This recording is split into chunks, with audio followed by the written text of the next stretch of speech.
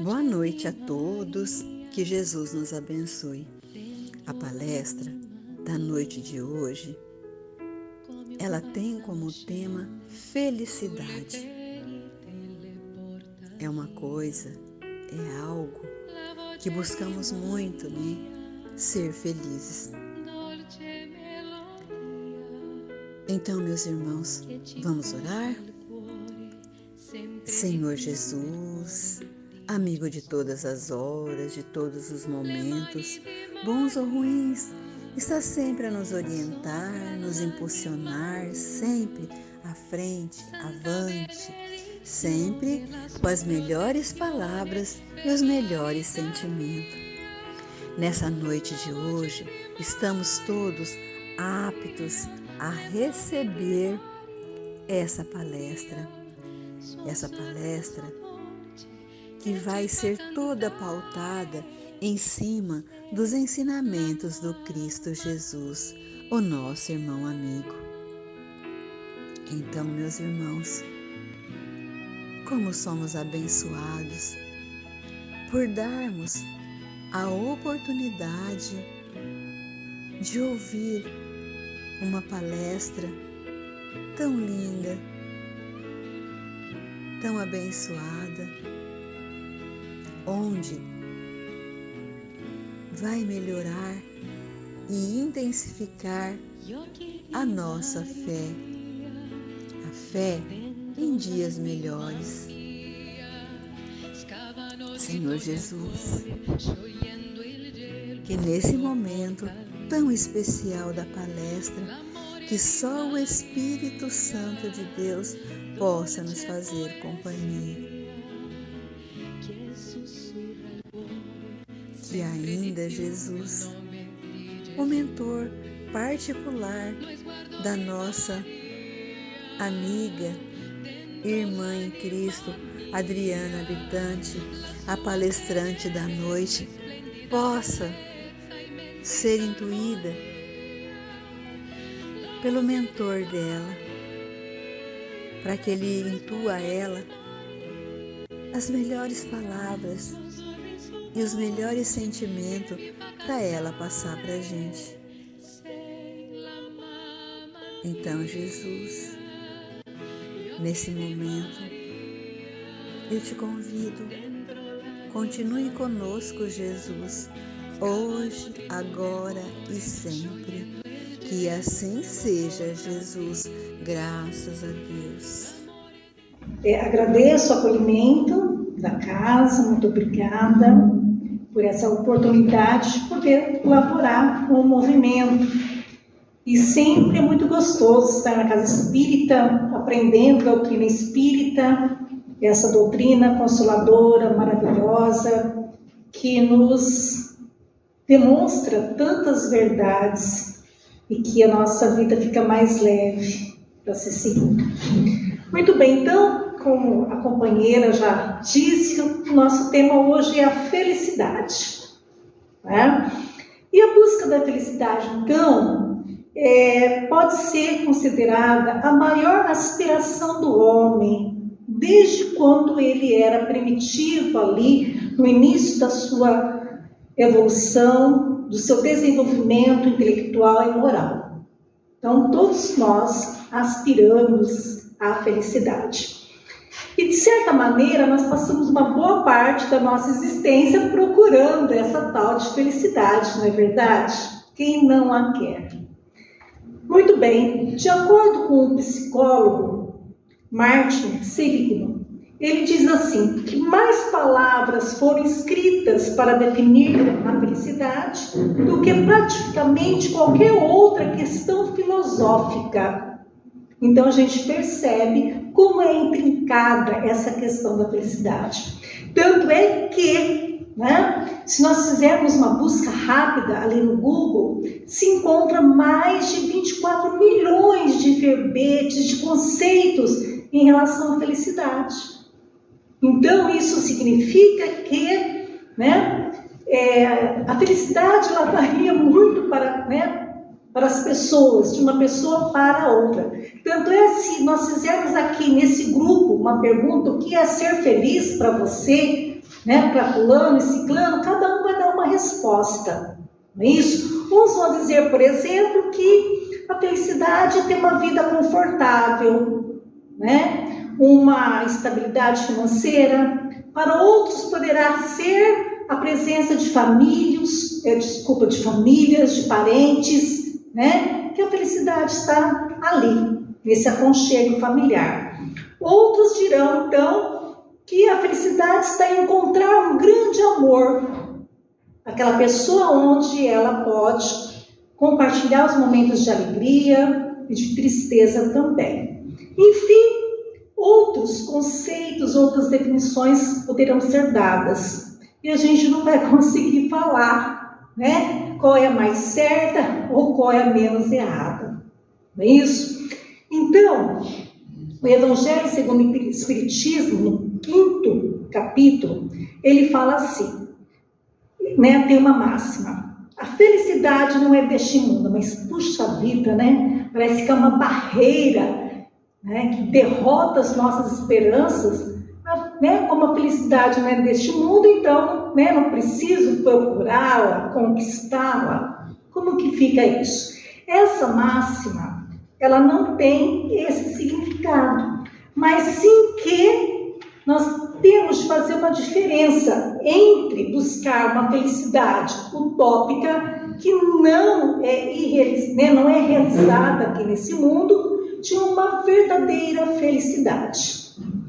Então, muitos, né, procuram a felicidade, depositam a felicidade nas ilusões que o dinheiro pode comprar, nos bens materiais, em poder fazer uma viagem, né, dos sonhos, em comprar aquilo que sempre quis. Tanto é que existem muitas pessoas que passam a vida trabalhando, acumulando bens, né, sendo escravo ali, né, do horário, né, de todas as conjunturas que envolvem isso, e não vem a vida passar. Os filhos crescem, né, não participam do crescimento, do desenvolvimento, da educação dos filhos, os pais voltam para a pátria espiritual, as amizades se desfazem e ele não consegue a tal felicidade tão esperada. Isso significa que não é no bem material que a gente vai encontrar a felicidade, não é mesmo? Outros buscam a felicidade num grande amor. Quando eu achar a pessoa certa, eu vou ser feliz. Esse quando é uma encrenca, né? Quando conseguir isso, quando encontrar, enfim. Daí, quem pensa assim, né? Talvez não esteja muito correto. Por quê? Nem sempre quem tem um companheiro ou uma companheira é feliz, não é mesmo? Enquanto pessoas que são solteiras têm alegria no olhar. Então, com isso a gente entende que a felicidade também não está no outro. Não podemos buscar a felicidade no outro. E a questão é, devido às nossas limitações morais e intelectuais, nós procuramos a felicidade onde, né, ela não está, em lugares errados. Como diz um poema de Vicente de Carvalho, que se intitula Em Velho Tema. Vicente de Carvalho, nesse poema, ele faz um trocadilho. Ele faz um trocadilho entre a palavra pomos. Pomo.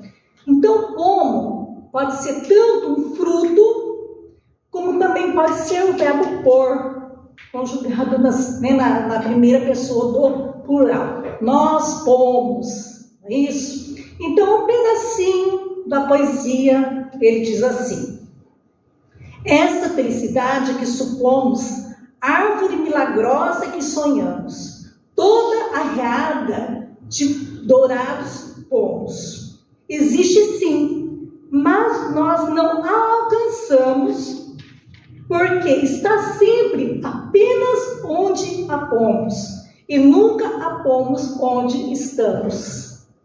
Não é isso? Então significa que essa condição arraigada nossa faz com que, nós somos incapazes de sermos felizes aonde nós estamos.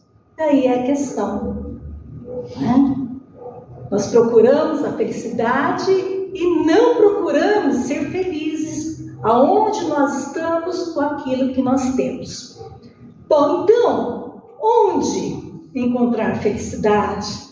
Ou melhor, como conquistar a felicidade? Porque a felicidade a gente não encontra, não empresta, a gente conquista, desenvolve. Allan Kardec, na questão 967 do Livro dos Espíritos, pergunta: em que consiste a felicidade dos bons espíritos? O que sustenta, o que é ser feliz para os bons espíritos? E aqui são, lições, não é uma lição, é um ensinamento, é uma colocação que se a gente começar a seguir, a nossa jornada ela é mais curta nesse desenvolvimento da felicidade. Então, a resposta diz assim: em conhecerem todas as coisas e não sentirem ódio, nem ciúme, nem inveja, nem ambição e nem qualquer das paixões que ocasiona as desgraças do homem. O amor que os une é fonte de suprema felicidade. Não experimentam as necessidades, nem os sofrimentos, nem as angústias da vida material. São felizes pelo bem que fazem. Então, nós vamos destrinchar essa resposta.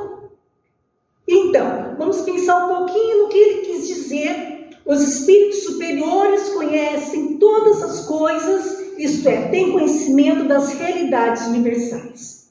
Jesus ensinava que a verdade é libertadora. Ele falava: conhecereis a verdade e a verdade vos libertará. E essa liberdade não é liberdade de ir e vir num espaço, de um lugar para o outro. É uma emancipação interior. Ou seja, livrando-nos de superstições, de temores, de dúvidas que nos oprimem. Muitas vezes mais do que grades de uma prisão. Então, vamos dar alguns exemplos. O homem primitivo, ele morria de medo de trovão. Não é isso? Porque ele achava, primeiro, ele não conhecia os fenômenos da natureza, como eles ocorriam, e eles achavam, então, que era a fúria dos deuses. E hoje, então, a gente sabe que ainda tem pessoas que têm medo de trovão. Quando começa o tempo virar para chuva, é bem, assim, apavorante, tá? Mas o trovão nada mais é o quê? Do que um movimento, é o resultado do movimento das descargas elétricas na atmosfera, do raio. Então, na verdade, quando o trovão ocorre, quando a gente escuta o trovão, o perigo já passou, porque a luz ela caminha mais rápido na atmosfera. Então, primeiro a gente vê o raio e depois a gente escuta o som. E é o som que nos apavora mais, não é verdade? Tá? Então a gente não pode ficar com medo quando a gente escuta o trovão, porque na verdade o perigo já passou. É isso? Outra coisa também interessante da atualidade, muitos jovens têm medo de panela de pressão, não é?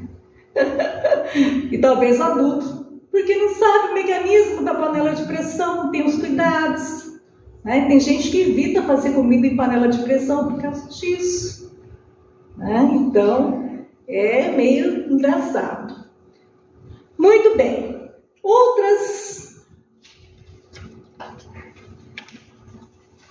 Outros exemplos também que é um grande espantalho para a humanidade, é a morte. Não é isso? Muitos temem a morte. E o Espiritismo desmitifica a morte, porque ele mostra que a morte é só do corpo físico e a alma sobrevive à morte. Nós conservamos a nossa individualidade. Então, a Adriana, quando partir desse mundo, ela continuará sendo Adriana, com os mesmos sentimentos, com as mesmas conquistas intelectuais e morais. Não vai deixar de ser aquela pessoa. Muito bem. Então, embora nós morremos, e nascemos já várias vezes, ainda nós temos esse instinto de sobrevivência, de preservação, que pode ser aí a origem desse medo da morte, tá? Mas quando a gente tem os conhecimentos espíritas, o que acontece? Nós vamos enfrentar a morte com mais maturidade, com mais tranquilidade, sem temores, sem muitas inconformações. Sofremos, sim, com a perda de um ente querido, mas nós temos uma compreensão diferente. Outras falsas verdades também que tomaram conta da sociedade ao longo da história, por exemplo, o homem que é homem não chora. Desde quando que o homem não pode chorar? O homem também tem sentimento. O homem também se coloca no lugar das outras pessoas. Mulher é o sexo frágil. Quantas coisas nós mulheres conseguimos fazer? Quantas coisas? Mãe tem que se dedicar inteiramente aos filhos e ao esposo e não pode errar. Nossa, se nós mulheres não pudéssemos errar, não erraríamos, seria muito bom, mas nós somos seres humanos e erramos sim. E em relação aos filhos, nós estamos aprendendo a ser mães. A madrasta é sempre má. Tem muita madrasta que desempenha o papel muito melhor do que a mãe biológica. Um dia o mundo vai acabar e a Terra está cada vez pior. Também é uma crença. Já passamos por várias datas previstas para o final do mundo e nada aconteceu. Se a gente der também uma olhada ali na internet, a gente vai encontrar muitas outras datas de previsão para o fim da Terra. E, logicamente, isso não vai acontecer tão em breve. Só quando o nosso mundo passar por todas as etapas de desenvolvimento, pode sim um dia se transformar nesse imenso universo. E em relação ao progresso, a lei de progresso aliás, é uma lei, então ela não deixa de acontecer. Logicamente que o nosso intelectual avançou muito mais do que o nosso moral, mas o planeta Terra, tanto na sua composição física, geológica, ele vem passando por transformações, como também as pessoas que aqui habitam, aos poucos vão se melhorando. E existem muitos outros exemplos também que poderiam ser citados, tá? Então, logicamente que conhecer todas as realidades universais, todos os mecanismos que regem a vida é muito difícil, mas sempre a gente tem de ter esse empenho de aprender coisas novas, ter alma de aprendiz, porque isso nos traz o quê? A alegria, nos traz lucidez. Olha que importante a lucidez, porque a idade ela vai avançando, Então a gente tem de equilibrar a nossa mente, a gente tem de exercitar a nossa mente, para que sempre a gente esteja lúcido, com a mente funcionando. E logicamente, tudo isso vai enriquecendo o nosso interior. Tudo aquilo que nós adquirimos, nunca mais vamos deixar, né, de tê-los. Então, é conhecimento para a eternidade. Segundo item lá. Os espíritos superiores não sentem ódio, nem ciúmes, nem inveja, nem ambição, nem qualquer das paixões que ocasionam as desgraças dos homens. O mais grave problema hoje no ser humano é o egoísmo, não é verdade? O egoísmo é aquela questão, né, aquela pretensão de que tudo e todos têm de girar em torno da determinada pessoa. Quem é egoísta, sim, né? Ela só vê ao redor do seu umbigo, não vê as outras pessoas, as outras necessidades daquelas que estão ao seu redor. E tudo isso, então, né, se manifesta de várias formas. Como que o egoísmo pode se manifestar? Se manifesta em ingratidão, em ciúme, em inveja, né? Em ambição, tá? E tudo isso, todas essas emoções vão induzir a pessoa a iniciativas perturbadoras. Ela pode ser uma pessoa mais agressiva, mais violenta. Ela pode ser uma pessoa que gosta de caluniar, gosta de desrespeitar as pessoas. E até, né, esse comportamento pode causar algum prazer para ela. Mas um dia a conta chega.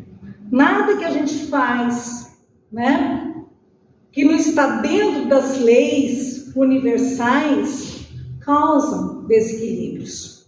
E a gente vai ter um dia de equilibrar novamente. Agora, como que eu posso, né, equilibrar? Todos nós temos momentos, né, de agressividade, talvez de inveja, um pouco mais, um pouco menos, tá? De ódio. Como que eu posso eliminar esses impulsos? É através da reflexão. Não tem jeito, né? Eu tenho de refletir, de pensar como eu sou, quais são as minhas motivações, quais são os gatilhos que faz com que eu haja dessa maneira. Eu conheci a si mesmo. Nós não podemos passar batido, né? E muitas pessoas não pensam assim, não, né, tiram um momento para pensar, né, o que fez com que eu agisse daquela maneira. Ela não sabe o que ela sente, se é tristeza, se é medo, se é angústia, porque nós não fomos educados para aprender sobre as emoções, não é isso? Para termos aquela tal da inteligência emocional. A gente não aprende, né? Isso na escola, né? A gente não aprende dentro do lar. Agora é que, né, a sociedade está começando a ter uma visão mais direcionada a isso. Falando que todos esses problemas que nós temos na sociedade, né, de relacionamento é devido à falta da nossa inteligência emocional. Então é uma questão que a gente tem de pensar muito, né? Nos observar, tá? Quais as emoções que eu estou tendo, por que eu estou tendo, e conforme, né, observando essas emoções, a gente vai fazendo uma seleção de emoções positivas, de emoções negativas e ir substituindo, né, as negativas pelas positivas. É um trabalho de reforma íntima. E também a gente vai começar a perceber a tal da empatia, que é importante, né? Tentar sentir, passar pelas mesmas, sentir o que o outro sentiu quando ele passou por uma determinada circunstância. isso que é empatia. É vestir o sapato do outro, né? É passar pelos mesmos caminhos que o outro passou. E daí nós teremos uma ideia do que aquele indivíduo, né, experienciou na sua caminhada. O amor que une os espíritos superiores lhes é fonte de suprema felicidade. O homem, ele é um ser social por excelência. Deus nos criou para viver em sociedade. A gente não consegue viver isolado, né? A gente não consegue viver sozinho. E por isso ele nos deu a palavra para a comunicação, para a troca de experiências. E, né, dessa maneira, nós precisamos compreender que ninguém é autossuficiente, né? A gente não vive sozinho. A gente precisa do outro, a gente precisa das outras coisas, não é isso? Então, é uma questão de humildade. Nós não podemos ter essa arrogância de pensar que eu não preciso das outras pessoas para viver, não é isso? E por isso a gente tem que se dar bem, tem que se relacionar, né? Ter um bom relacionamento, para a gente conseguir viver em paz. E daí, isso é muito interessante também, que essa percepção de humildade que eu tenho, né? Que eu também dependo dos outros, e quando eu ajudo o outro e sinto alegria, tá? O que vai acontecer? Eu vou, né? Esse sentimento de humildade que eu tenho é que me faz eu sentir alegre. Quer dizer, eu fui um ser que ajudou o próximo. E a gente nem, né, às vezes tem a consciência de que quando a gente ajuda o outro, quem mais está sendo ajudado somos nós mesmos. Com certeza. Muitos médicos indicam para quem está com processo de depressão fazer trabalho voluntário. A energia muda. Né? Você pode estar lá naquele baixo astral, mas quando você faz um ato, né, de ajuda ao próximo, a coisa começa a mudar, a sua energia muda. A sua energia muda. Né? Então aí é uma dica também. Então a gente precisa colocar em uso a nossa palavra, através da gentileza, da atenção, porque, né, da boa palavra, porque são tesouros, e se a gente não colocar em uso, né, enferruja, tá? Gentileza gera gentileza. Os espíritos superiores não experimentam as necessidades, nem os sofrimentos, nem as angústias da vida material. O que acontece? Essas necessidades que nós sentimos, né, particularmente para a manutenção do nosso corpo, é uma coisa real, né? Nós temos um corpo material, que ele precisa ser mantido, ele precisa ser preservado, ele precisa ser reparado.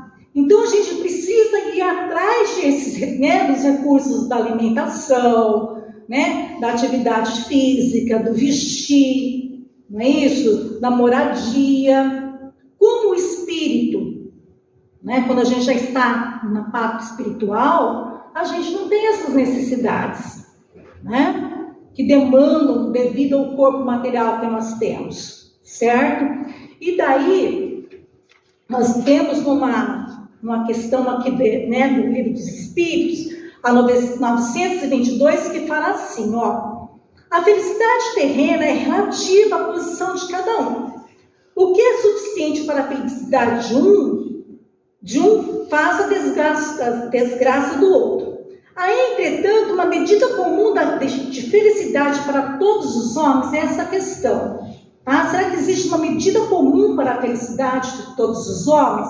Daí ele fala aqui, ó: para a vida material, a posse do necessário. Né? Então, em relação a essas necessidades,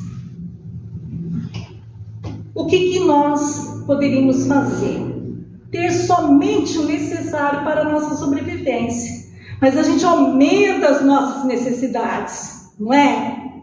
Que na verdade não são fundamentais para a nossa sobrevivência. E daí a gente quer mais, consumir mais, comprar mais. E daí a vida complica. Daí você quer ganhar mais dinheiro. Daí de repente você pensa só no material, não pensa no espiritual. E aí a coisa complica. Então ter uma vida mais simples, com menos necessidades, é melhor. A gente tem uma vida mais leve, né? Em rumo à felicidade. E devemos, né? Com as nossas faltas, mesmo faltando alguma coisa, né? Sempre a gente tem que agradecer. Aliás, tem pessoas que são gratas por tudo que tem, enquanto, né, tem outras que reclamam de tudo que não tem. Olha a diferença. Né? Olha a diferença. Então é aquela questão. Se eu pegar aqui, acho até que vocês conhecem essa colocação, não é meio comum. Quando eu pego um copo de água, embora aquele esteja quase na sua totalidade, mas se ele estivesse no meio, eu poderia perguntar: Vitória, o que você acha, minha filha, se esse copo estivesse aqui mais no meio? Ele estaria mais meio cheio ou meio vazio? Meio vazio. Aí, agora vamos lá, Maria Cleusa, o que você acha? Se ele estivesse na metade, qual é a sua consideração? Mais cheio ou mais vazio? Eu acho que estaria no equilíbrio. Não, mas se você olhasse, tá? Ele estaria meio cheio. É uma outra perspectiva, não é? É. Quando você olha, está meio cheio, não, tudo bem, vamos lá, vamos conseguir. Mostra o espírito da pessoa, né? Estado de humor. Agora fala meio, né? Meio vazio, quer dizer, ainda falta, né?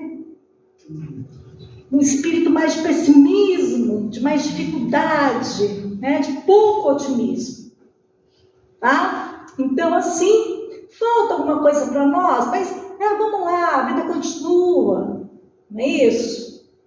Muito bem, então, o outro item. Os espíritos superiores são felizes pelo bem que fazem. Por fim, então, ajudemos o outro. Toda vez que vemos alguém menos afortunado do que nós, pensemos: mas pela graça de Deus eu vou fazer alguma coisa, né? Vou dizer algumas palavras de encorajamento, talvez eu possa, né, dar alguma ajuda financeira, talvez eu possa encaminhar aquele indivíduo para uma instituição, né, que vai cuidar dele, enfim, sempre tem algo que a gente pode fazer, tá? E a gente não precisa ser religioso para fazer isso. Basta a gente pensar que, né, tem muitas pessoas que têm menos do que eu, tá? E assim, então, já caminhando para o final, eu peguei do livro Jesus no Lar, que é uma psicografia de Chico Xavier, no espírito Ney Lúcio. E nesse livro, então, tem, né, uma história. Ali, esse livro, ele conta histórias reais mesmo de quando Jesus esteve aqui na Terra. A receita da felicidade. Então, tinha uma reunião na casa de Pedro. Tinha ali vários apóstolos. E Tadeu, ele estava muito chateado, estava zangado, estava inconformado com aquela situação de aprisionamento, né, do povo romano sobre o povo judeu. Ele estava inconformado com aquelas questões. E Jesus, então, perguntou para Tadeu: Tadeu, como você interpreta a felicidade? E Tadeu responde que para ele a felicidade seria a paz de todos. E Jesus fala assim: Tadeu, isso eu sei, isso, né, eu não desconheço isso, mas para você, como que você seria feliz? E Tadeu então começa a falar. Com algum acanhamento, ele começa a dizer: mestre, suponho que eu atingiria a suprema felicidade se pudesse alcançar a compreensão de todos. Desejo para isso que o próximo não despreze as minhas intenções nobres e puras. Sei que erro muitas vezes porque sou humano, entretanto ficaria contente se aqueles que convivem comigo reconhecessem o meu sincero propósito de acertar. Respiraria abençoado júbilo se pudesse confiar em meus semelhantes, deles recebendo a justa consideração. Suspiro pelo respeito de todos, para que eu possa trabalhar sem impedimentos. Ficaria muito feliz se as pessoas não falassem mal de mim. Gostaria que as pessoas fossem cordiais comigo. A indiferença e a calúnia doem-me no coração. Senti-me-ia venturoso se meus parentes afeiçoados me buscassem, não pelo que aparento ser, mas pelo conteúdo de boa vontade que conservo em minha alma. Resumindo, mestre, eu gostaria de ser compreendido, respeitado e estimado por todos, embora ainda eu não seja um modelo de perfeição que o céu espera de mim com o abençoado concurso da dor do tempo. E o apóstolo calou-se, e todos ali na sala ficaram olhando para Jesus para ver o que ele respondia diante disso. E Jesus, então, com bastante franqueza e doçura, disse: Tadeu, se você procura, então, a alegria e a felicidade do mundo inteiro, faça para os outros o que você deseja que te faça. Se todos os homens fizerem isso, muito em breve a terra será um paraíso. Então, o Espiritismo, ele confirma essa excelência do pensamento do Cristo. O Espiritismo tem suas bases no Evangelho de Jesus. Esclarece, então, o Espiritismo esclarece que a felicidade consiste em nós fazermos o próximo feliz. Da mesma maneira, com o mesmo vigor que nós nos amamos, e isso a gente tem de fazer, a gente também precisa amar o próximo. E aí, então, a gente consegue conquistar a felicidade. Muito obrigada pela atenção. E nesse mesmo clima de harmonia, de pensamentos levados à espiritualidade maior, podemos mentalizar Jesus com as suas mãos espalmadas sobre as nossas cabeças, irradiando todo o seu amor, todos os seus sentimentos de proteção, de cura para a nossa alma e para o nosso corpo material. E assim, junto com ele, vamos fazer a prece de Pai Nosso. Pai nosso que estais no céu, santificado seja o vosso nome. Venha a nós o vosso reino.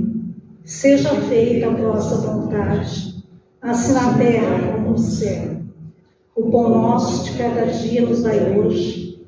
Perdoa as nossas ofensas, assim como nós perdoamos a quem nos tem ofendido. E não nos deixeis cair em tentação, mas livra-nos do mal.